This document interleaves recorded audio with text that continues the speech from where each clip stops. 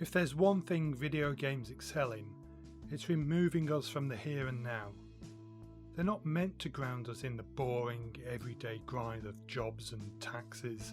They exist to transport us to other worlds, other locations, other lives.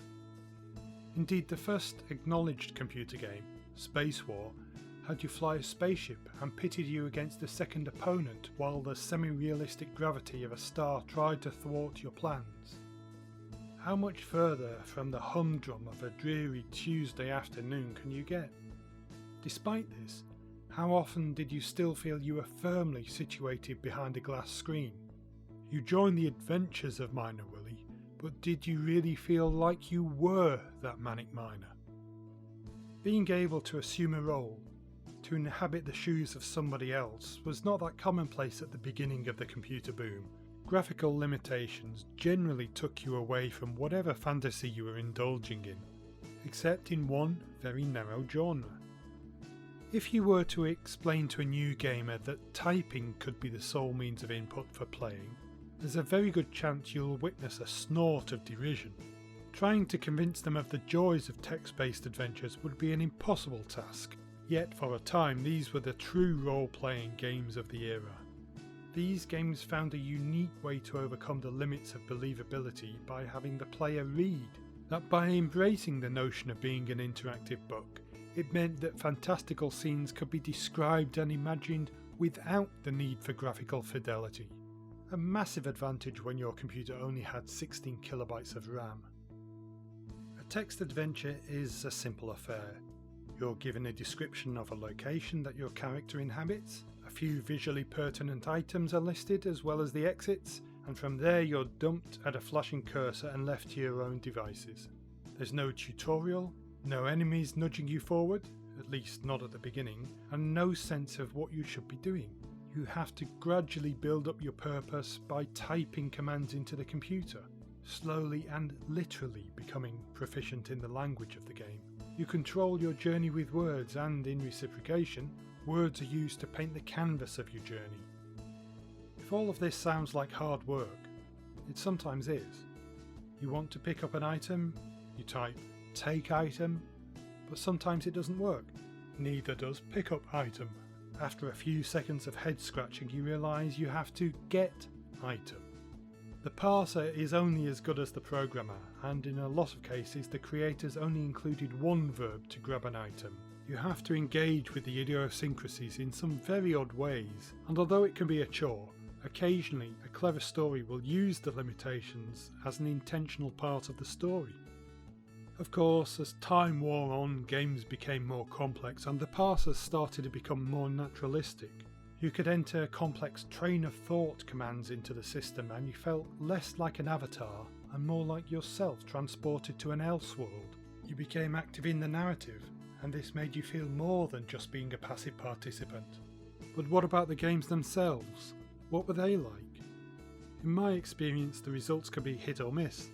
You would get beloved entries like Zork, which is a stone-cold classic and exemplifies the immersive nature of the medium. The absolutely infuriating Hitchhiker's Guide, written by Douglas Adams himself and is as brilliant as the radio show in its own way. Or the majesty of the Pawn, which had, if you happen to be playing on the right system, gorgeous background graphics to give you a sense of place. On the flip side, there were games like The Hulk, where you almost had to be able to read the author's mind in order to progress. Knowing that you had to bite tongue, a counterintuitive and location-specific command to turn Bruce Banner into the Hulk to break free from a chair you were shackled to was infuriating, and that was only the first puzzle. Others like Eureka, a time-travelling adventure that offered a real-world prize for the first person who completed it, had hit points for combat, and even time limits for some areas, meaning you could very easily die regardless of your progress through the story. It's not a stretch to say that text adventures had a striking effect on my young tastes. Take The Hobbit, the classic game by Melbourne House. This was my first introduction to Tolkien and is responsible for my deep interest in his academic works and writings. On the gaming front, it helped form my opinion of open worlds. Characters can wander around independently, talk and interact with you, They can even follow your orders, join you in battle and, more usually, take your stuff. Thorin singing about gold before stealing your map and departing to another area was always a source of fun. You didn't quite know what was going to happen from one moment to the next. The structure was loose enough so that you could follow Bilbo's adventures from the book, visit Elrond in Rivendell, get trapped in the Elven King's dungeon and enjoy a hectic barrel ride, or you could blow all that off and do your own thing. One of the most memorable playthroughs I had was leaving Bag End, heading east innumerable times, skipping past the Goblin King's traps, straight over the Misty Mountains, through Mirkwood, and directly into an empty Erebor where, presumably, the dragon had left to burn Lake Town. I picked up the treasure, headed west back to Hobbiton and enjoyed my newfound wealth. No enemies were encountered due to their habit of roaming around the play area. Gollum kept his ring and Smaug still ruled atop a pile of ill-gotten gold. Who knows how that would affect the fate of Middle-earth, but it still feels good that I could get away with something like that instead of being railroaded into just one narrative possibility. Interactive fiction, as it's now called, can cover almost every subject and genre, which makes it quite unique. For example, Dracula covered horror, and was controversial enough to be the first UK video game to get a British Border Film Classification rating, even though it seems quite tame these days. Terra Malinos is a humorous game that covers a very specific phenomena of Brits holidaying in Europe. Masters of the Universe transports you to Eternia to become He-Man. If you could think it, someone was bound to have made an adventure to suit your tastes. And if you didn't find something to fire your imagination, there were tools to help you write your own flights of fancy. The Quill was one of the earliest and best examples of this build-your-own adventure model, and it made the act of creation relatively easy. In fact, there ended up being hundreds of commercially available games written using this software, all by so-called bedroom programmers. Even today there's a budding homebrew market of games created using contemporary versions of interactive fiction compilers like Squiffy or the more graphically leaning Ren'Py. Or is it Ren'Py? Nearly all of them are free, and despite the amateur aspect of the user base, quite a lot of them are very professional in their presentation, as they're made by people with passion and a story to tell, thereby giving them the same sense of scale and possibility as the commercial games from 40 years ago. If you're in the right frame of mind, they can still be a fun diversion.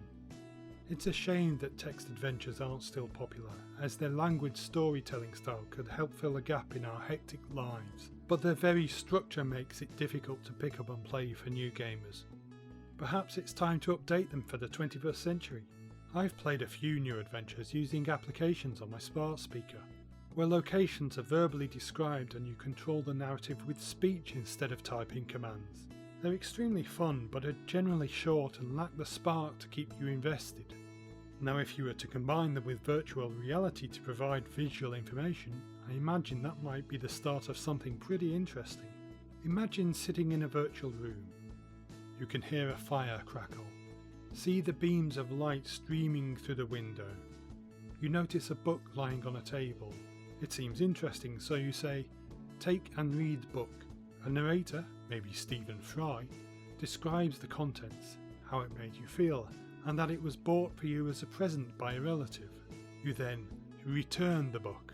Then you open the door and go outside.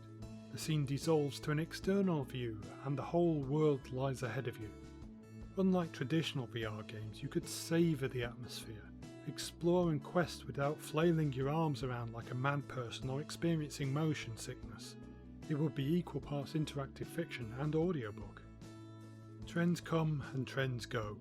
Text adventures have had their heyday, and the ones I grew up with are showing their age. Although they're a relic of early computing, their DNA can be seen running through a lot of today's narrative-heavy games, from the simple point-and-click of Maniac Mansion to the wonderful and emotive stories of Gone Home or Life is Strange. Even the latest Resident Evil owes a lot to them. The acts of combining keys to open doors, pulling levers to open passageways, or playing pianos to reveal secret compartments, or the ever-shifting maze-like nature of the environment. Anyone who's played a few text adventures can simply feel the structure of these puzzles echoing through to the modern era. To me, that's an impressive legacy, and as gamers, something we should all be thankful for.